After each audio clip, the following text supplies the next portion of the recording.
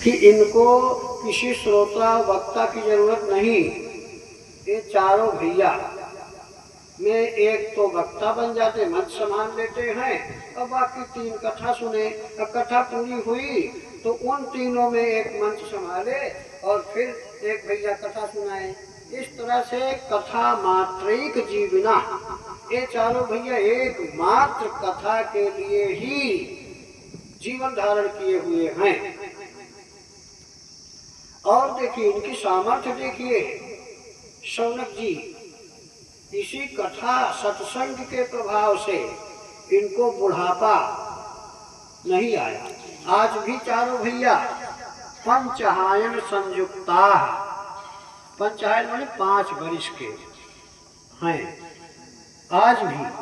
अब हैं कितने पुराने, पूर्वे शामत पूर्वजा, पूर्वजों के भी पूर्वज, यानी ब्रह्मा की सृष्टि के सबसे बड़े मानस पुत्र जब इतने बड़े, इतनी आयु भी थी तो 5 साल की क्यों दिख रहे हैं? तो कह रहे हैं कि ये सत्संग की महिमा है। हम लोग भी अगर सत्संग में मन लगा दें, प्रेम से श्रवण करें, तो हमको भी बुढ़ापा का एहसास नहीं होगा। इससे बड़ी अच्छी बूटी कुछ हो ही नहीं सकती है। तो चारों भैया सत्संग कर रहे थे, इतने में आते हुए ब्रह्मपुत्र देवर्षि नारद को देखा।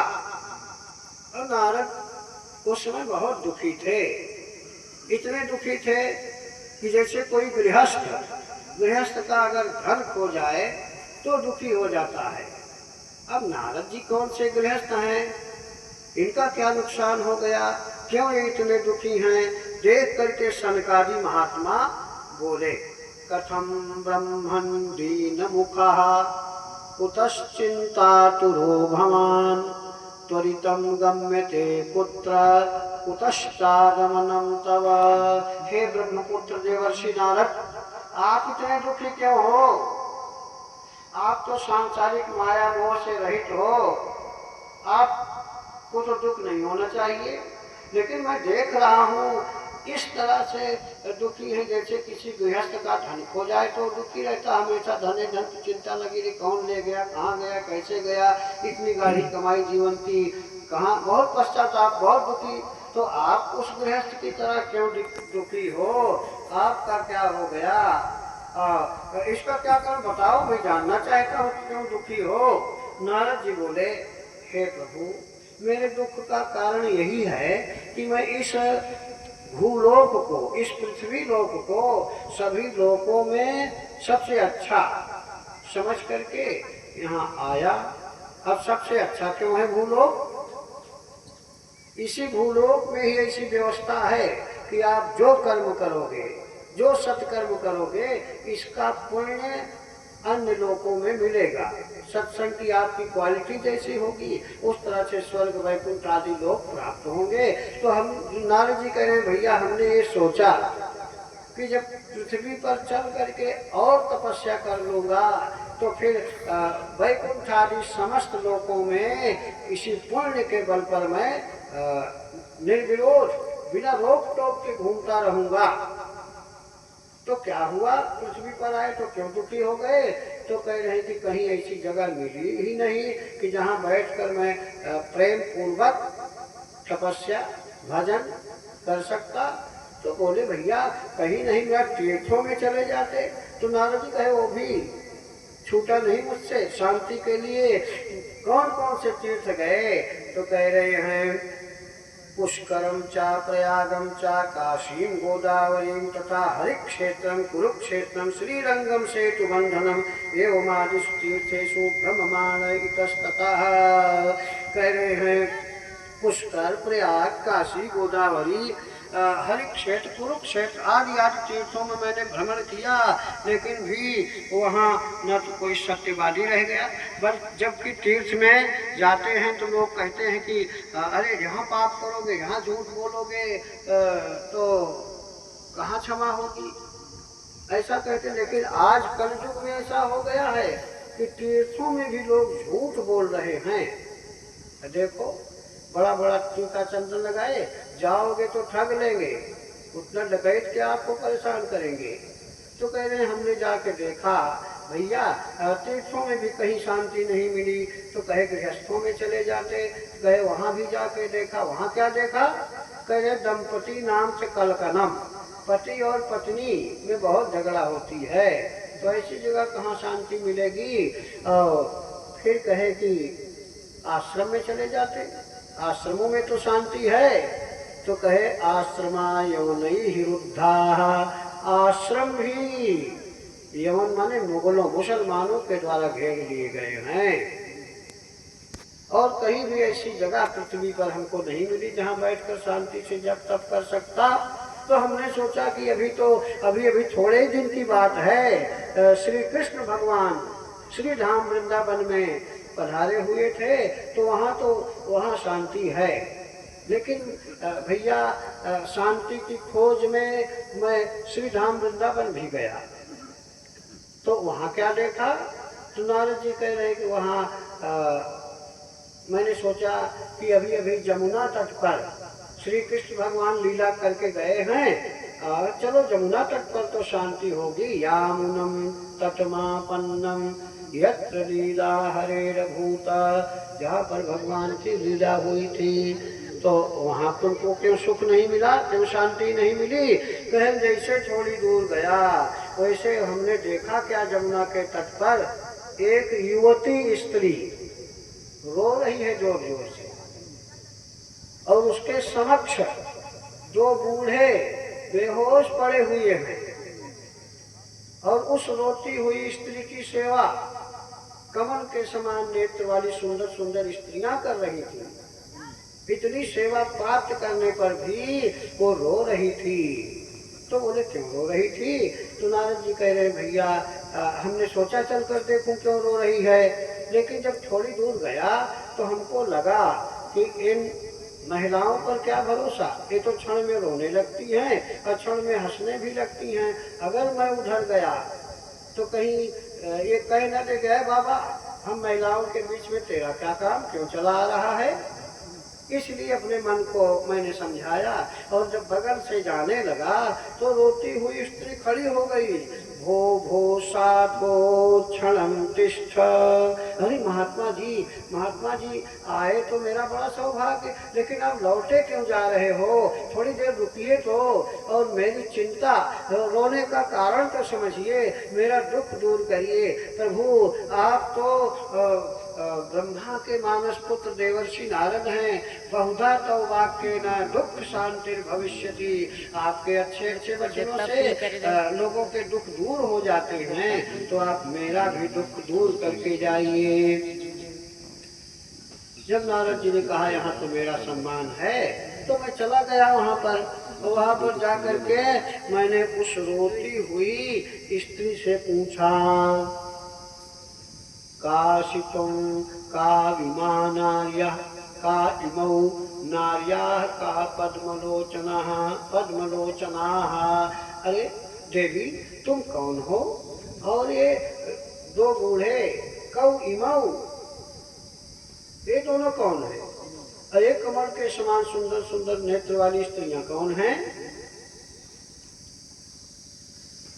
तो रोती हुई स्त्री बोली कि देवर्षि जी मैं भक्ति हूँ, भक्ति नाम से प्रसिद्ध हूँ, और ये दो बूढ़े ये मेरे बेटे हैं, ज्ञान और वैराग्य। अभी हमने बताया था कि भक्ति जहाँ रहेगी वहीं ज्ञान वैराग्य पुष्ट होंगे। तो ये दोनों मेरे बेटे हैं, और ये कमल के समान नेत्र वाली स्त्रियाँ जो मुझको मेरी सेवा में लगी हैं, ये गंगा यमुना सरस्वती आदि नदियाँ हैं जो मुक्ति दिलाने वाली हैं। इन बड़ी बड़ी देवियों के द्वारा सेवा होने पर भी मुझको इसलिए शांति नहीं मिल रही है कि बाबा आप ही बताइए, ये दोनों बेटे बूढ़े अचेत बेहोश, और मैं इनकी माता, मैं युवती हूँ, तो क्या ऐसा कहीं दुनिया में देखा गया है कि माता युवती और बेटे बूढ़े। ऐसा होने पर माँ को तो दुख होगा ही। बस 5 मिनट में प्रसाद लगे जाए, प्रसाद देख रहे कि ये कहीं देखा गया कि माता युवती और बेटे बूढ़े, यही हमको सबसे बड़ा दुख है। तो नारद जी कहे घबराओ नहीं, मैं तुम्हारे दुख को दूर किए देता हूँ। अब नारद जी ने सोचा किसी को ज्ञान कब होता है, जब कथा सुने, वेद पाठ करे, गीता पाठ करे। तो नारद जी ने सोचा अभी इनके कान में मैं वेद मंत्र उच्चारण करूंगा और इनके कान में जब मैं जोर से कीर्तन कराऊंगा और इनके कान में जब गीता का पाठ करूंगा तो ये दोनों युवक हो जाएंगे और फिर भक्ति का दुख दूर हो जाएगा। कहे घबराओ नहीं, मैं तुम्हारा दुख दूर किए देता हूँ। कह रहे भैया मैं अपने मुख को उन दोनों के कान के पास ले जा करके जोर जोर से वेद पाठ किया, फिर नहीं उठे। तो कहे गीता पाठ कर देते, तो कहे वो भी कर दिया।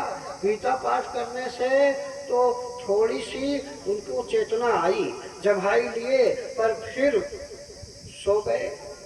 अब मैंने प्रतिज्ञा कर लिया कि तुम्हारा दुख दूर करूंगा। अब प्रतिज्ञा करके ना पूरी करो तो इससे बड़ा कोई पाप नहीं। तो मैं बड़े चक्कर में पड़ गया कि आखिर अब क्या करूं, मेरी प्रतिज्ञा जा रही है, इनको मैंने कह दिया तुम्हारा दुख दूर करूंगा, और इधर मेरे औषधालय में जो चूरन चटनी थी वो सब चटाया करे, जब उठ ही नहीं रहे तो क्या करूं। इसके लिए मुझको अब भगवान से ही संपर्क करना पड़ेगा। अब कह रहे भैया यही सोच करके मैं तपस्या करना चाहा। तो आकाशवाणी होती है कि देवर्षि घबराओ नहीं, इनका दुख दूर करने का उपाय बताए देता हूँ। कोई सत्कर्म करो, और वो भी सत्कर्म तुमको कोई महात्मा बताएंगे। तो नारद जी और चक्कर में पड़ गए। कहने में और चक्कर में पड़ गया कि इस आकाशवाणी ने साफ साफ बताया नहीं, क्या मैंने जो वेद पाठ गीता पाठ किया ये सत्कर्म नहीं है? ये कह रहे सत्कर्म करो, इसको कोई महात्मा बताएंगे। अरे ये सत्कर्म नहीं है तो उन महात्मा का नाम है आकाशवाणी बता देती कि वहीं जाओ पूछो। तो कह रहे भैया मैं आश्रमों में तीर्थों में उन महात्मा को जो आकाशवाणी में बताया था खूब ढूंढा, पर कोई नहीं मिले, समाधान नहीं मिल सका, इसीलिए मैं बड़ा दुखी हूँ। शंकराचार्य महात्मा बोले बस इतनी बात के लिए इतने दुखी हो? तो मैं बताता हूँ सुनो। सत्कर्म सूचको नूनम ज्ञान यज्ञ स्मृतो बुधई। बुधई माने व्याकरण, व्याकरण शास्त्र के जो ज्ञाता है, वो जो आकाशवाणी ने सत्कर्म कहा वो तो यही श्रीमद् भागवत की कथा है। ज्ञान यज्ञ माने भागवत कथा। तो कहे कि भैया हमको विश्वास नहीं हो रहा है। क्यों? कह रहे हैं कि भागवत कथा कहाँ से निकली है? निगम कल्पतरोर गलितम फलम। ये श्रीमद् भागवत की कथा तो वेद रूपी वृक्ष का पका हुआ फल है। क्या मैंने वेद पाठ किया? जब वेद पाठ से नहीं जगे तो क्या वेद से निकले हुए भागवत से जगेंगे? जैसे कोई पिता नहीं दूर का कर बेटा क्या करेगा? ये लोग कहते हैं जब बड़े नहीं कर पाए छोटा क्या करेगा। यही नारद जी भी कहे भाई जब वेद से ही भागवत निकला है, पिता से ही पुत्र हुआ है, जब पिता की कुछ नहीं गली दाल तो बेटा क्या करेगा? तो शंकराचार्य महात्मा बोले भैया ऐसे तुमको नहीं समझ में आएगा, चलो मैं समझाता हूँ कि जो वेद से नहीं हुआ भागवत से कैसे होगा। तो कहे देखो 3 उदाहरण दिए। पहला उदाहरण कि तुमको जो शंका हो रही है कि वेद से निकले हुए भागवत से कैसे भक्ति का दुख दूर होगा, तो देखो दूध से ही घी बनता है। अब पूड़ियाँ छान रहे हो, घी कम पड़ गया, आटा बचा है, तो कोई तर्क दे तुमसे कहेगी अरे भैया इसी दूध से ही तो घी निकला है, बाकी पूड़ियाँ दूध से बना दो, तो क्या बना पाओगे? तो कह रहे जो काम घी करेगा भले दूध से निकला है वो काम दूध नहीं कर पाएगा। इसी तरह से जो काम भले भागवत वेद से ही निकला है घी की तरह, जो काम भागवत की कथा कर लेगी वो वेद नहीं कर पाएगा। दूसरा उदाहरण लिए आम का। कह कि ये आम का पेड़ को मानो वेद है। तुम तो यही कह रहे हो ना कि वेद से निकले, भागवत से कैसे? तो आम का वृक्ष को मान लो वेद, और उसी से निकला हुआ आम का फल है। तो कह रहे हैं आम के फल का स्वाद लेने के लिए अब कहो कि इसी जड़ से ही तो निकला है आम, और जड़ को ही चबाना शुरू कर दो तो बत्तीसी बाहर आ जाएगी, पर आम का स्वाद नहीं पाओगे डाली और जड़ चबाने से। इसी तरह से जैसे आम के स्वाद के लिए आम का फल ही खाना पड़ेगा। अब कोई कहे जब जड़ से निकला हुआ फल है तो जड़े चबाए तो क्या उसको फायदा मिलेगा? इसी तरह से ये श्रीमद् भागवत भी वेद से भले निकला है, उसका फल है, लेकिन जो फल आम खाने के लिए आम ही दे पाएगा, वह फल उसकी डाली, उसकी जड़ नहीं दे पाएगी। इसी तरह से भले वेद से भागवत निकला, लेकिन जो फल, जो फायदा, जो मिठास भागवत में है वो वेद में नहीं रहेगी। तीसरा उदाहरण गन्ना का दिए कि गन्ना को देखो, जड़ से लेकर आखिरी टहनी तक गन्ना में मिठास होती है।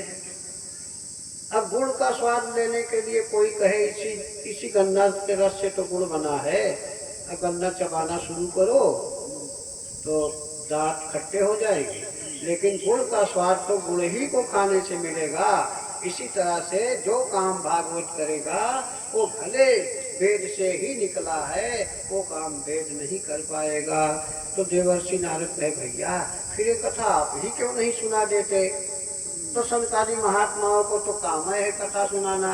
जैसे अभी कोई प्रस्ताव रख दे भैया फिर से मनिदाई में आयोजन हो जाए, तो हमारा तो काम है आयोजन कथा करना, प्रसन्न हो जाएंगे। जैसे पिछले साल भैया कहे कि हम यजमान बनेंगे।